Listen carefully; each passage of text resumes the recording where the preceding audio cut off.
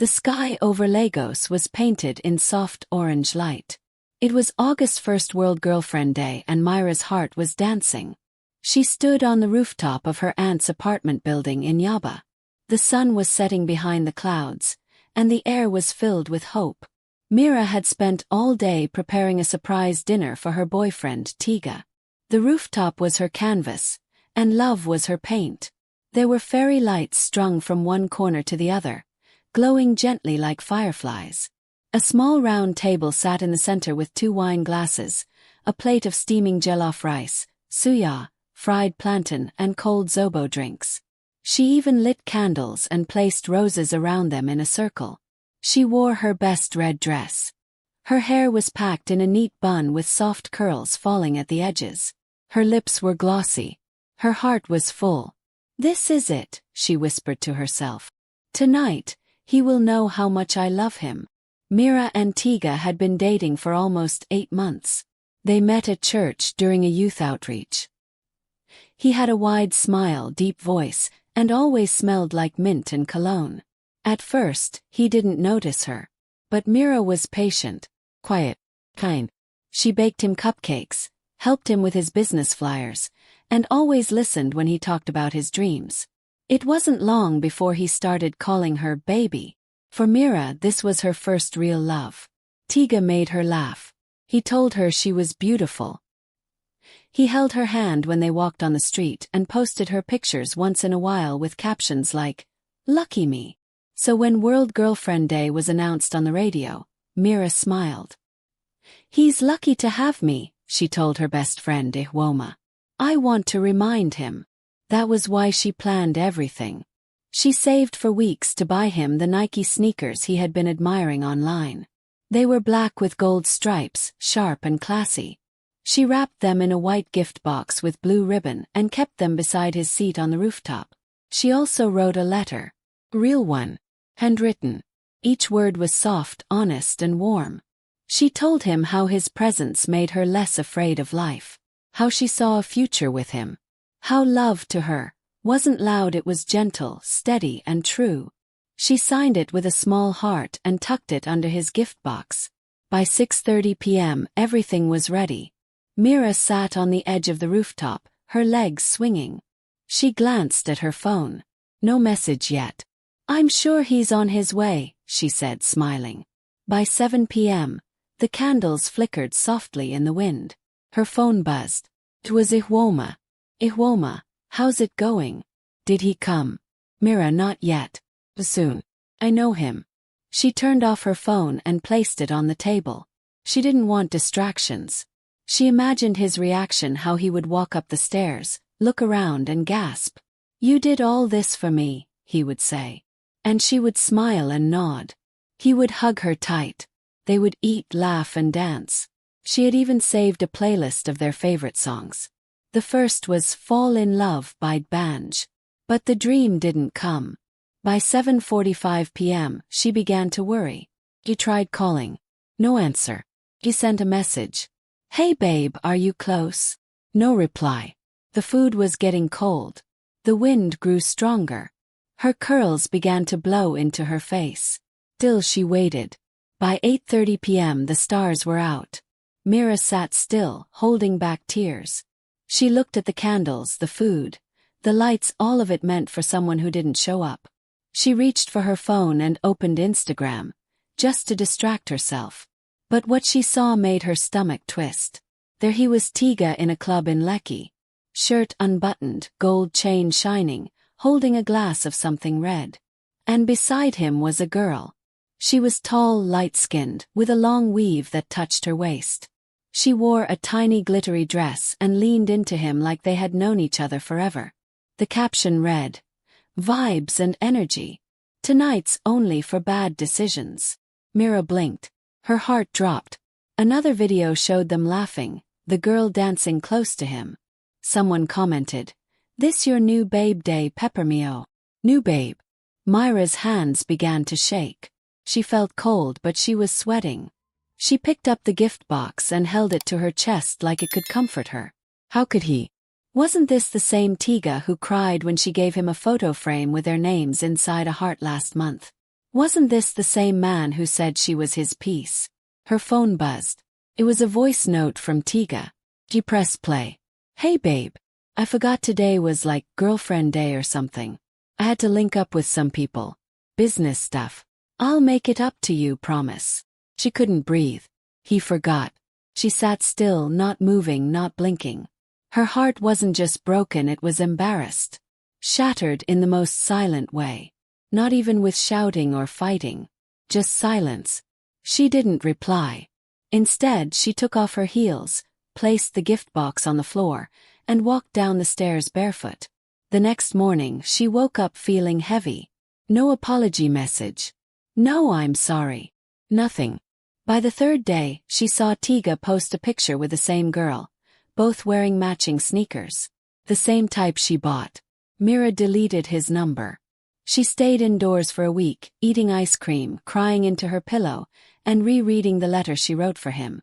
She wanted to tear it, burn it, but she didn't. Instead, she folded it neatly, placed it in her journal and whispered, "One day you'll know what you lost." And with that, she took a deep breath and promised herself something. She would heal. But she would never beg again. Mira stayed off Instagram for 3 weeks. Every time she opened the app, something stabbed her chest. Tiga's posts were everywhere. He and the new girl were suddenly the hottest couple in Lagos. There were pictures of them at the beach in Lekki, holding cocktails, smiling like models. There were TikTok videos of them doing dance challenges and making silly faces. Even his business page started posting them like they were a brand. Tiga had moved on like Mira never happened. And that hurt more than anything. But Mira didn't post. Didn't comment. Didn't block. She watched quietly from the shadows, even when it made her cry. Her own Instagram page still had pictures of him. Their matching Ankara outfits. His birthday dinner. The picture she posted on Valentine's Day with the caption, "I choose you over and over." She never imagined she'd become the girl who got left behind. One night, Mira sat on her bed in her dark room, staring at the ceiling. The fan turned slowly above her. Her heart felt too heavy for her chest. "What did I do wrong?" she whispered. Her best friend, Iwoma, had been begging her to stop checking Tiga's page. "He doesn't deserve your pain, Mira," she said. "You gave him love and he wanted noise." But Mira couldn't just switch off her heart. Her love was real, gentle, pure. It was never about showing off. It was about kindness, patience, loyalty. She thought those things mattered. But the girl in Tiga's phone was louder, flashier. She had over 20,000 followers, wore designer clothes, and made videos with rich people in fancy locations. She called herself a Lagos baddie, and often posted pictures with the caption, "Soft life or nothing." Tiga looked happy with her. But it wasn't the kind of happy that felt safe. It was shiny, fast, wild. Mira began to notice something strange. Every few days, the girl would post things that felt like shade. Quotes like, "Don't confuse loyalty with lack of options. Some girls think cooking and praying is enough. No. If he wanted you, he would be here." Mira didn't respond. But her chest tightened each time. Was she being mocked? Was Tiga telling her secrets to this girl? Then one Sunday evening everything changed. It was late. Mira had just washed her face and was about to turn off her light when Iwoma sent her a message. "Iwoma, go on IG now. Check Tiga's story. You won't believe it." Mira's heart beat fast. She opened the app. What she saw made her sit up. It was a video. Tiga's face was half covered by a hoodie. He looked angry. Drunk maybe. His voice was shaking. "She thinks she can just call me broke in front of my friends. Post fake things online and lie on my name. Nah, I'm not letting that slide." Mira blinked. What? Another video followed. This one was from the girl. She was crying on camera, makeup running, voice shaking. He lied about everything. Said he was single. Said she was just a friend. He begged me to keep it quiet. Well, I'm done. I'm not covering for any guy again. The comments exploded. Some people were laughing. Some were angry. Some were confused.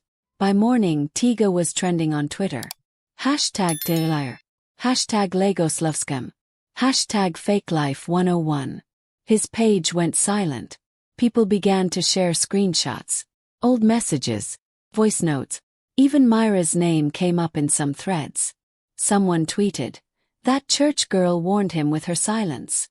He should have listened." Mira didn't feel joy. She felt tired. She closed the app and looked at herself in the mirror. Her eyes were puffy from too many sleepless nights. Her skin looked dull. Her spirit felt bent, not broken, just quiet. That night, she picked up her journal and wrote one line. "Maybe I was too busy loving someone who didn't even like himself." The next day, she deleted all his pictures, cleared out her gallery, removed old screenshots and saved voice notes. She cleaned her space, changed her bedsheets, bought herself flowers, not because she was okay, but because she wanted to be. And then, little by little, life began to move. Mira threw herself into her work. She had just gotten a new remote job as a customer care assistant for a tech startup in Abuja. Her salary wasn't much, but it gave her purpose. She used her breaks to learn digital marketing, watched YouTube videos on branding, and even took a free course on Canva.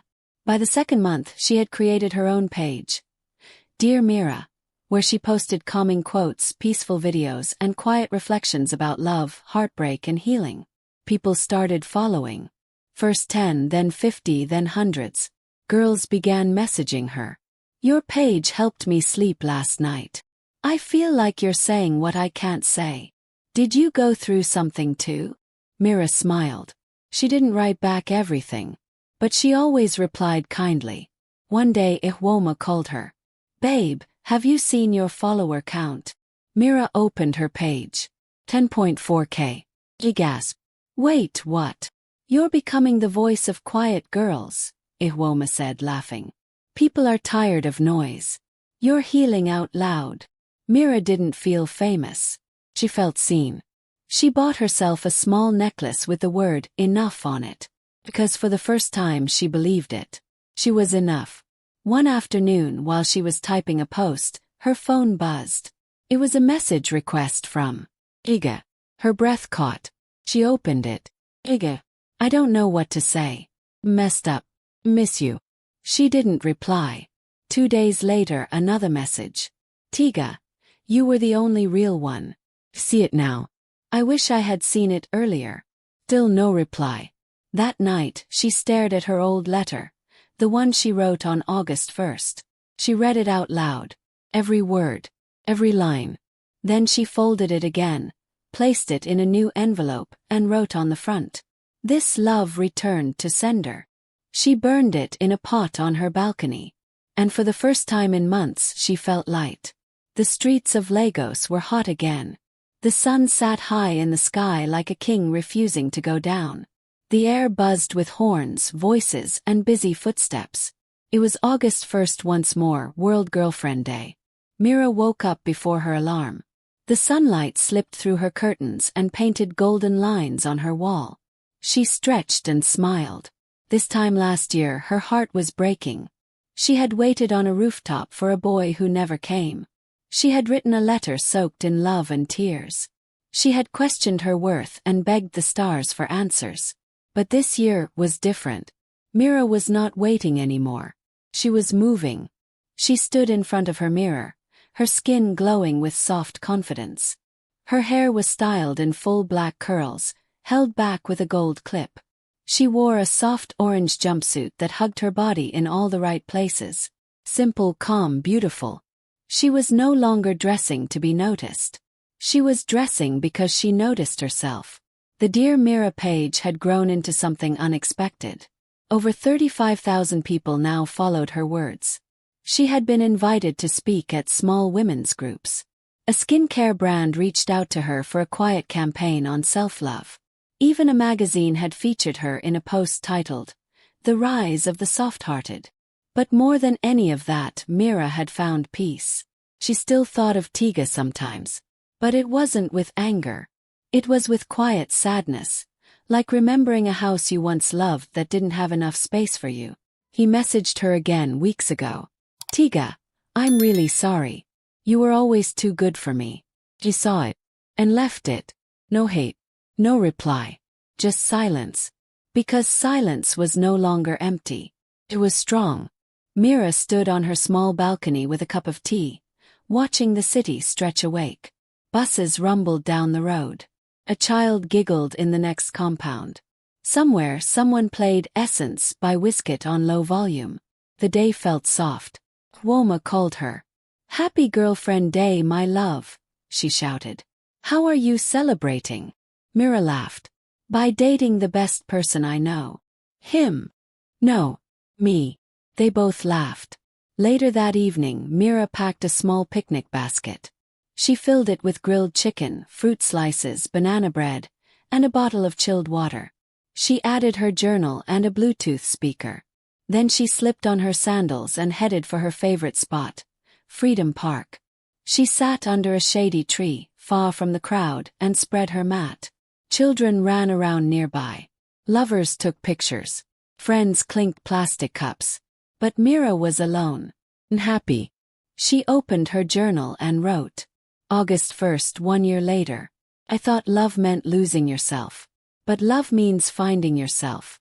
And keeping whoever sees that version. Not everyone will. And that's okay. She paused, then added, choose me. Finally. As she sipped her water and leaned back, her phone buzzed. Instagram. A new post tag. It was Tiga. She clicked. He had posted an old picture of her. A side photo from her birthday dinner last year. She was smiling, eyes closed, her hand near her chin. The caption read, Happy Girlfriend Day to the one who showed me what real love felt like. I didn't deserve it. But I still remember. The comments were full of questions. Who's she? Why would you post her now? Where's the loud girl? Bro, you fumbled. Mira didn't like it. Not because it brought up pain. But because it smelled of guilt dressed as romance. Too late. She closed the app. She took a deep breath and turned on her speaker. Soft music played. Peaceful rhythm. She looked up at the sky, watching the clouds move slowly like old friends going home. The world didn't stop for her sadness. And that somehow was beautiful. Suddenly, someone walked up to her mat. It was a man. Maybe early 30s. Warm eyes. Clean shirt. Calm face. Sorry, he said, smiling. I was walking past and heard your music. It's my favorite song. Mira smiled softly. Mine too. He looked unsure. Do you mind if I sit? He paused, then nodded. Sure. Why not? He sat down beside her on the grass, not too close, not too far. Just enough space for peace to exist. They didn't talk much. Just enjoyed the breeze, the music, and the softness of a Lagos evening that felt like a promise. As the sky turned orange, Mira looked at the city and whispered in her heart. Last year, I waited for someone who didn't choose me. This year I chose myself. Next year, I'll still be choosing joy. And with that, the day ended. Not with fireworks or tears or heartbreak, but with stillness. And a kind of quiet joy that only comes after knowing pain.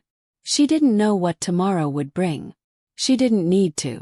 Because for once, Mira wasn't chasing anything. She was home.